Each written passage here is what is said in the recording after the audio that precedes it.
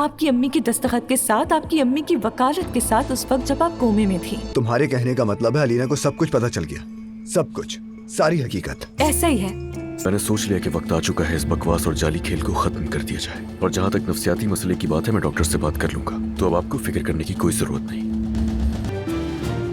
ये नामुमकिन है। इंतकाम की बू आ रही है। तुम सोच भी नहीं सकती कि मैं करने क्या वाली हूँ अल्मास। $1 मिलियन। क्या? ये वो रकम है जो हमें मुहिम अधूरी छोड़ने पर अदा करनी पड़ेगी।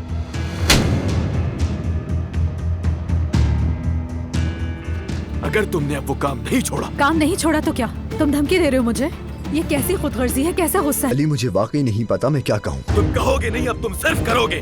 वो ये कि तुम नूर को निकालोगे इस काम से। ये मोहब्बत बदुआ बन गई है।